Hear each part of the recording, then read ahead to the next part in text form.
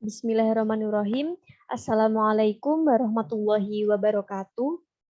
Pada kesempatan kali ini, saya akan menjelaskan beberapa materi tentang asam basa, kesetimbangan asam basa, dan kesetimbangan kelarutan.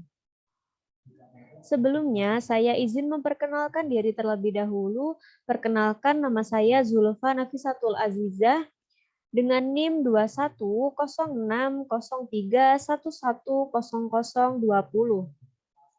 Saya merupakan mahasiswi dari Universitas Islam Negeri Maulana Malik Ibrahim Malang, Fakultas Sains dan Teknologi jurusan Kimia. Baik, yang pertama kita akan membahas subbab mengenai kekuatan asam dan pH dari larutan garam.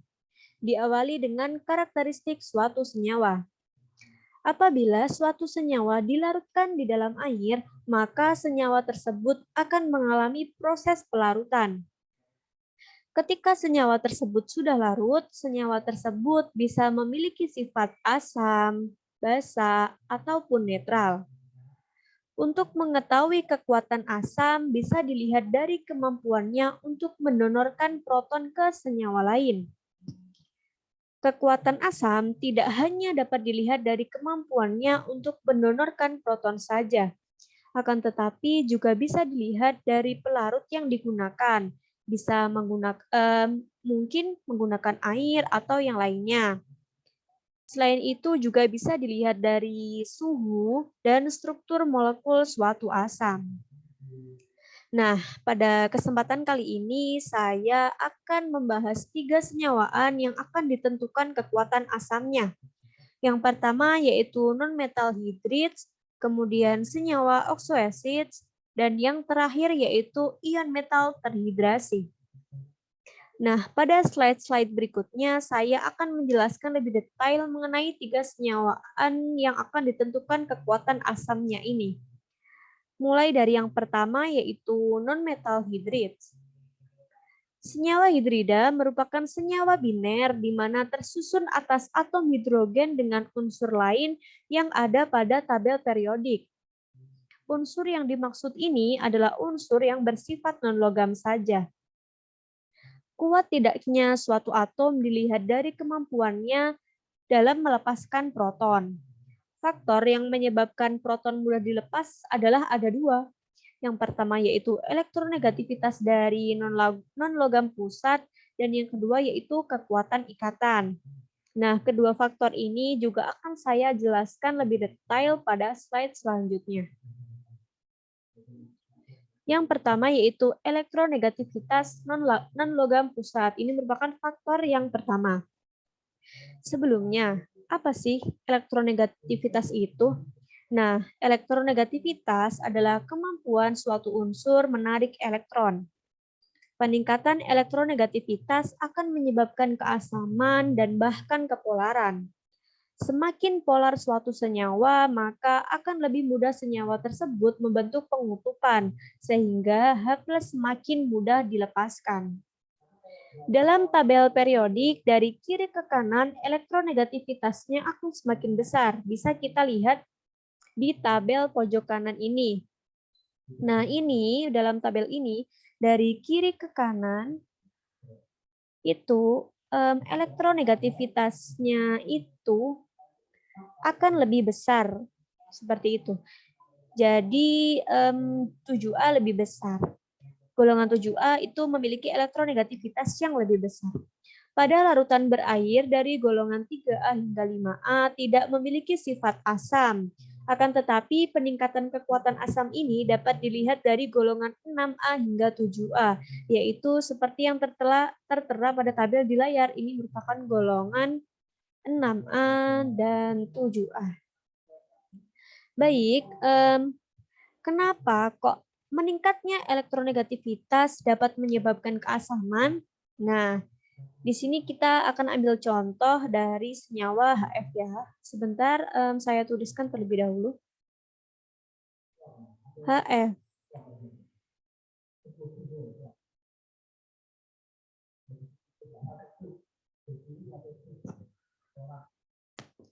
Kemudian, sebentar.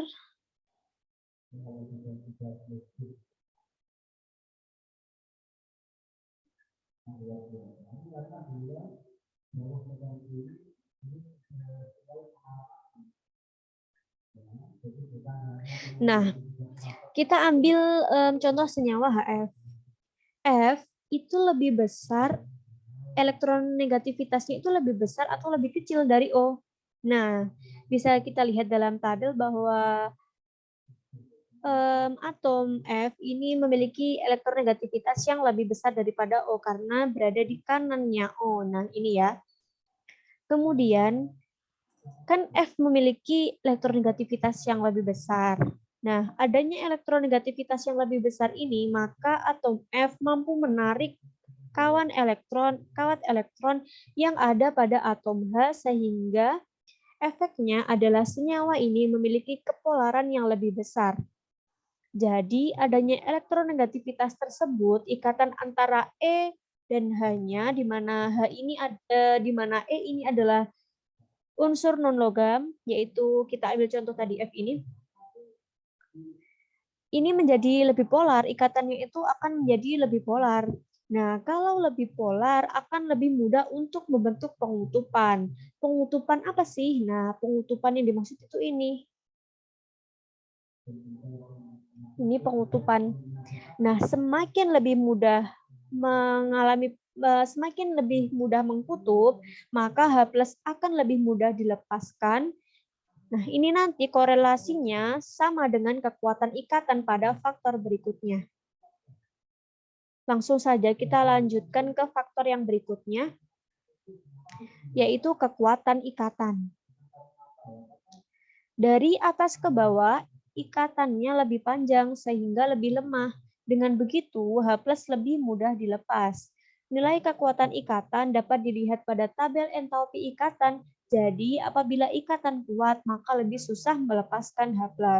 Nah, dari atas ke bawah, ikatannya lebih panjang. Seperti itu. Nah, kemudian kita bisa lihat dari tabel entalpi kan ya tadi untuk menentukan nilai kekuatan ikatan.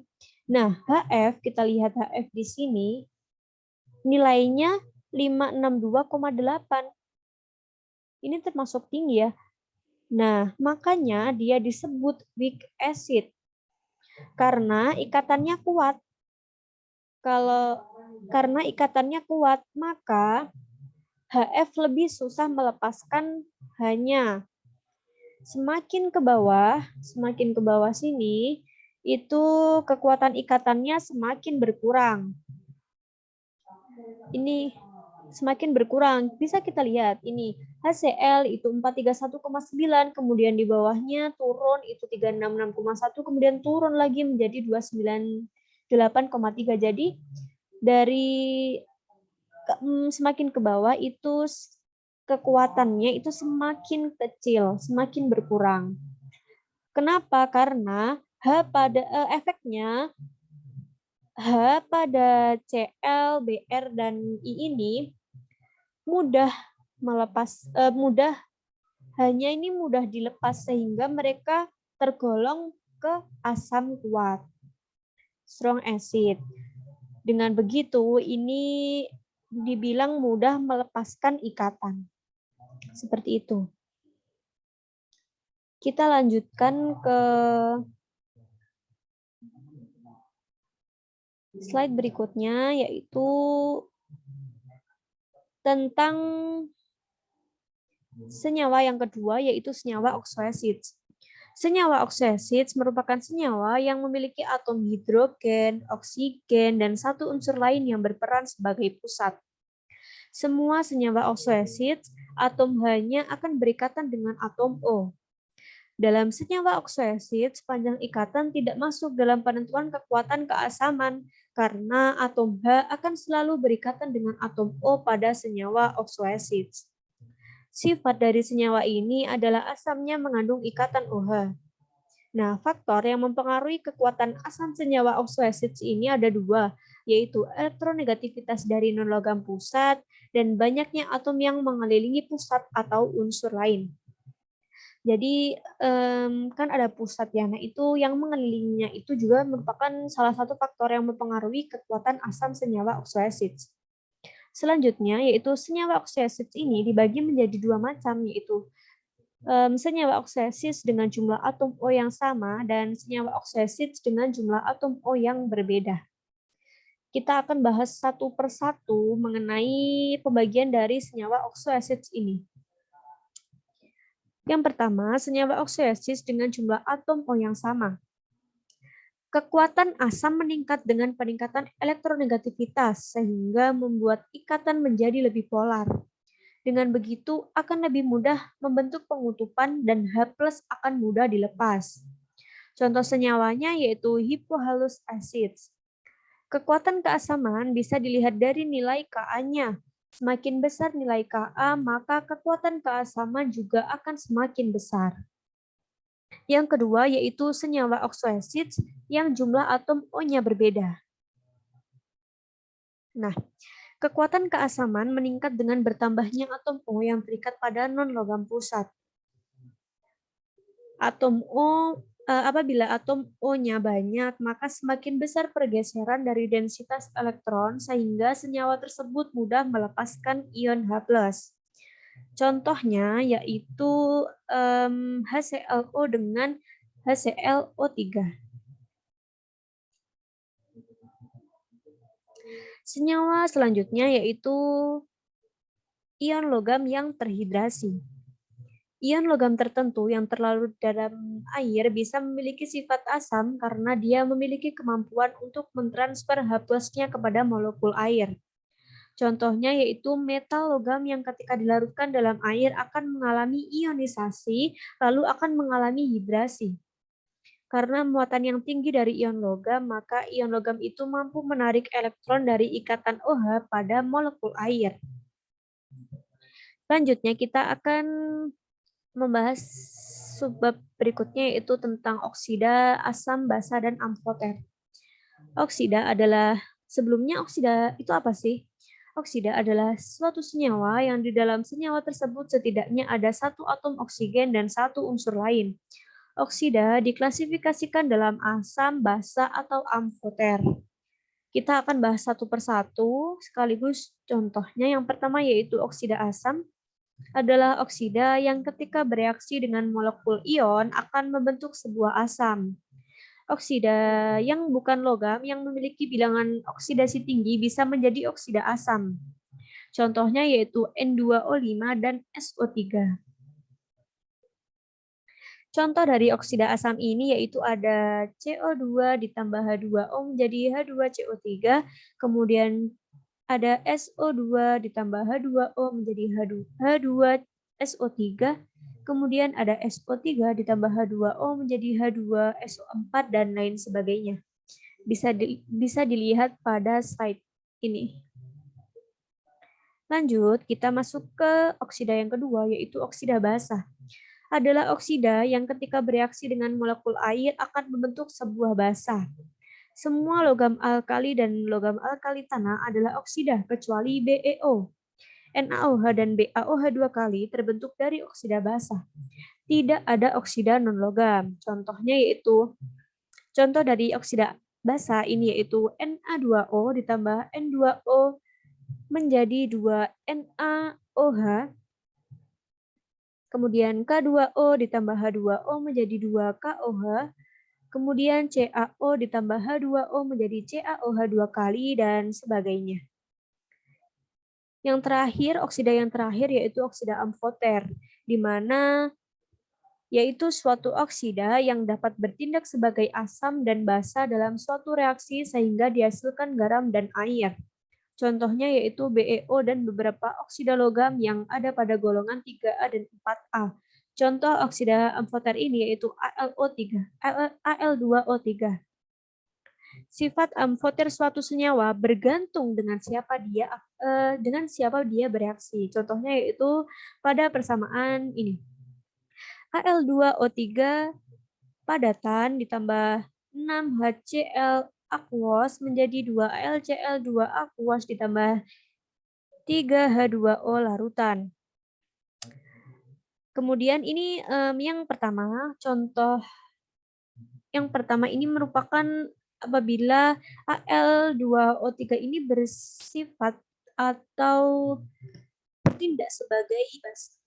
Sedangkan yang kedua ini yaitu Al2O3 padatan ditambah 2 NaOH aquos ditambah 3H2O larutan menjadi AlOH 4 kali aquos. Di sini Al2O3-nya berperan atau bertindak sebagai asam. Seperti itu. Kita lanjutkan ke slide berikutnya.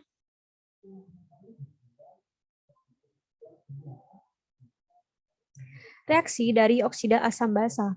Reaksi oksida asam dan basa sama seperti reaksi asam basa pada umumnya yang dihasilkan garam dan air.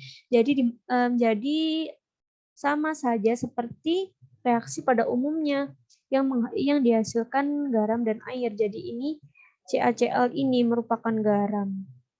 Seperti itu. Lanjut.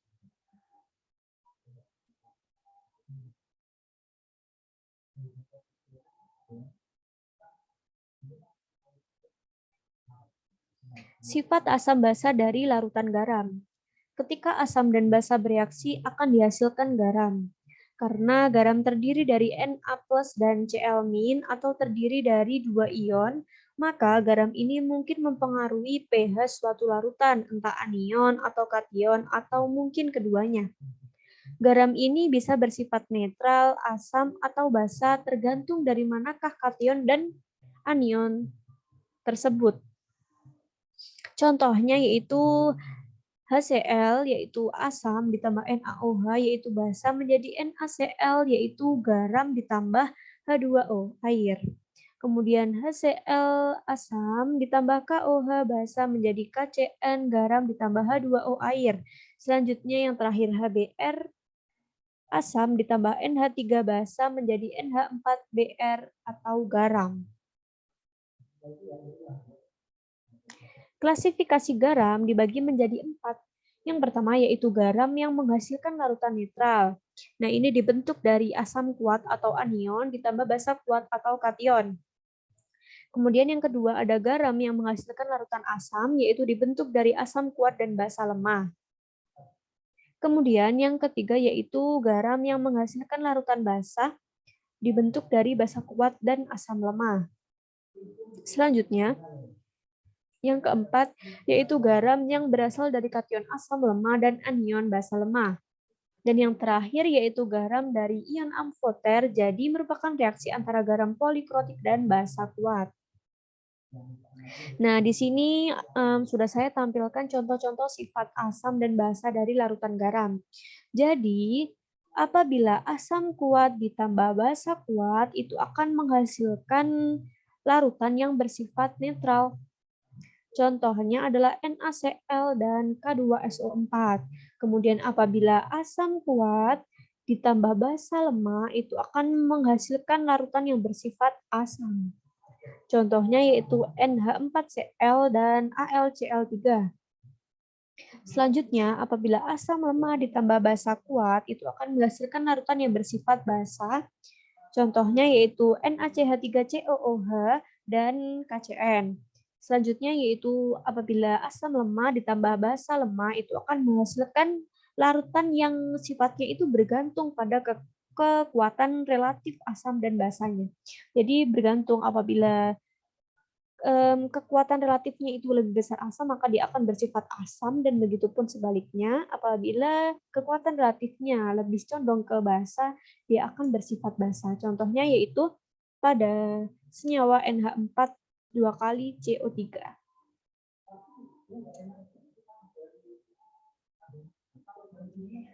Selanjutnya, penentuan pH larutan garam. Garam bisa bersifat asam, basa, ataupun netral. Penentuan pH larutan garam sama dengan penentuan pH asam lemah dan lain sebagainya. Jadi, cara menentukan pH larutan garam ini sama seperti biasanya kita menentukan pH larutan pH asam lemah dan sebagainya. Lanjut, kita menuju ke asam basa pada larutan buffer. larutan buffer itu dalam bahasa Indonesia disebut larutan penyangga. Yang pertama, subtema yang kita bahas yaitu kesetimbangan buffer asam basa.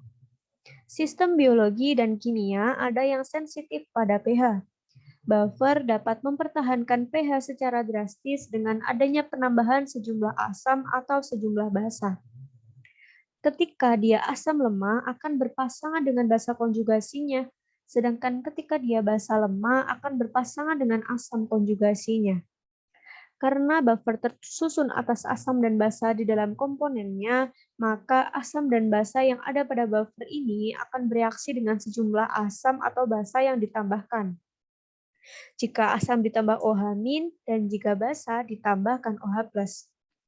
Kedua asam dan basa yang menyusun buffer tidak boleh bereaksi satu sama lain dalam bentuk reaksi netralisasi. Nah, jenis larutan penyangga itu ada dua, ada larutan penyangga asam dan larutan penyangga basa. Contoh dari larutan penyangga asam ini yaitu CH3COOH ditambah NaOH menjadi CH3COONa ditambah H2O, di mana CH3COOH ini bertindak sebagai asam lemah. Dan ini CH3COONa ini diionkan akan membentuk Na+ ditambah CH3COO- dan CH3COO- inilah yang disebut sebagai basa konjugasi. Jadi nanti tandanya itu akan seperti ini jika di dalam reaksi. Sebentar, maaf.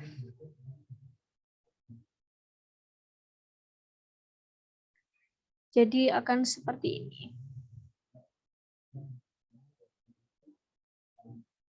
Selanjutnya, yang kedua yaitu larutan penyangga basa.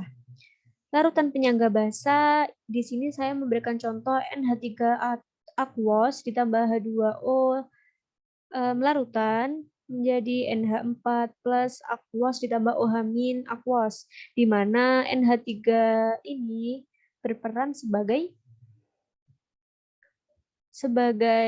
asam lemah.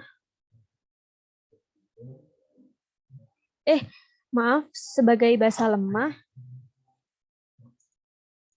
karena ini merupakan larutan penyangga basa, jadi dia merupakan basa lemah dan NH4 plus ini merupakan asam konjugasinya.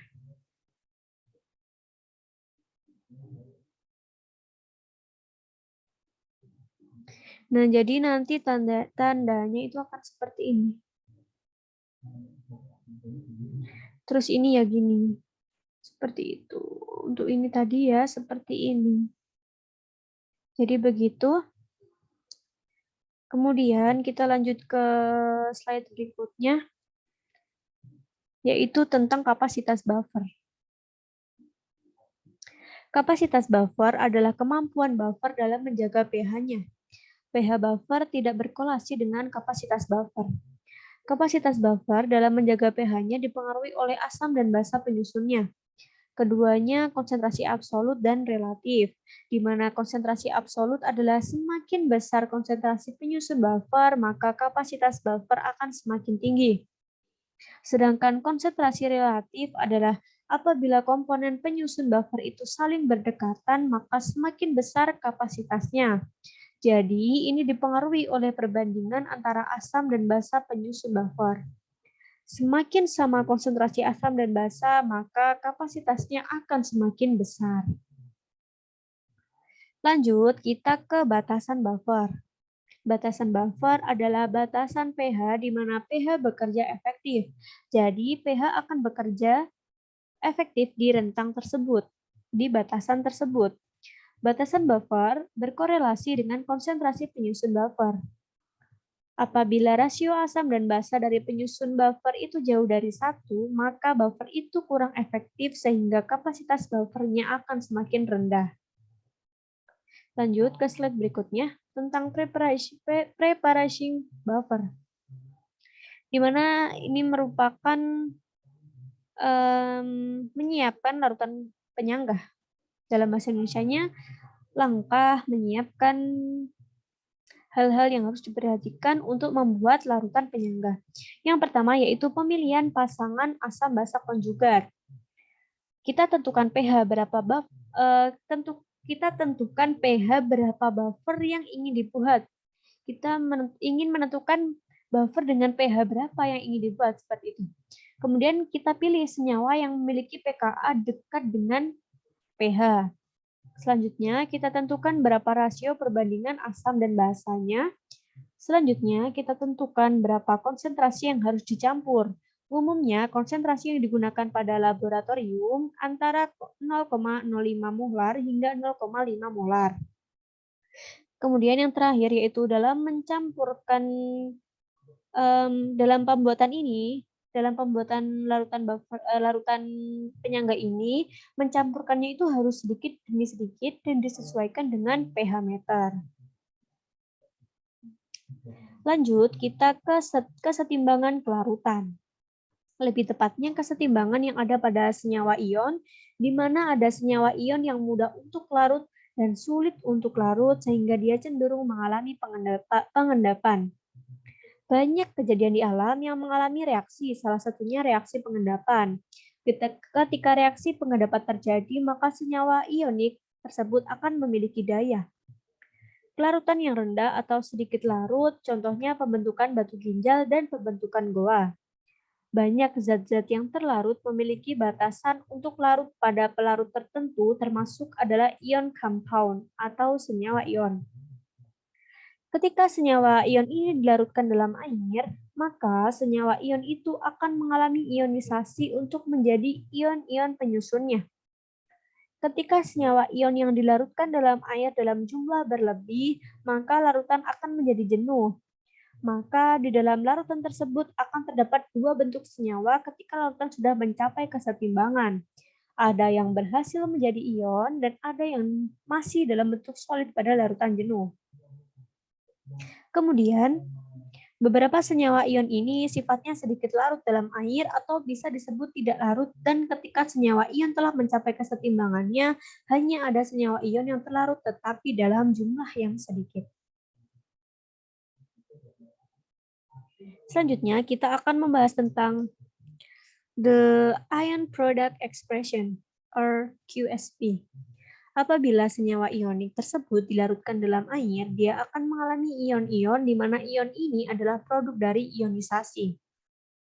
Produk ion ini merepresentasikan konsentrasi molar dari ion-ion tertentu, di mana konsentrasi tersebut dipengaruhi oleh koefisien stoikiometrinya. Selanjutnya, kita membahas tentang solubility product constant or KSP. QSP sama dengan KSP pada larutan jenuh. KSP adalah beberapa konsentrasi produk dalam keadaan jenuh. Umumnya, KSP adalah konstanta kesetimbangan untuk kesetimbangan kelarutan dari senyawa ion yang kelarutannya itu rendah. KSP hanya dipengaruhi oleh temperatur dan tidak dipengaruhi oleh konsentrasi dari senyawa ion. Perhitungan yang melibatkan KSP yaitu untuk menentukan nilai KSP dengan mengukur kelarutannya, seperti berapa banyak garam yang diperlukan supaya mencapai larutan yang jenuh, seperti itu. Kemudian diekspresikan dalam konsentrasi molar, di mana kelarutan molar setara dengan banyaknya mol dari garam tersebut yang dilarutkan dalam 1 liter air pada keadaan jenuhnya. Dengan asumsi bahwa semua garam larut secara sempurna di dalam air untuk diubah menjadi ion. Selanjutnya, pengaruh dari ion senama. Contoh, yang ingin diketahui adalah bagaimana larutan CaC2O atau kalsium oksalat di dalam suatu larutan yang mengandung kalsium klorida atau CaCl2. Ion senama yang akan menang adalah kalsium karena ada pada kalsium oksalat dan pada kalsium klorida. Rumusnya ini.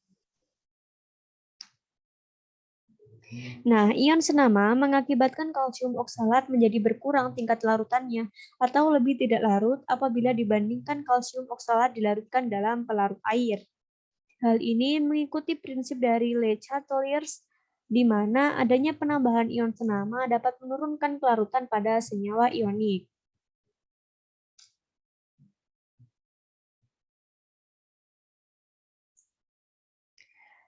Selanjutnya, memprediksi padatan.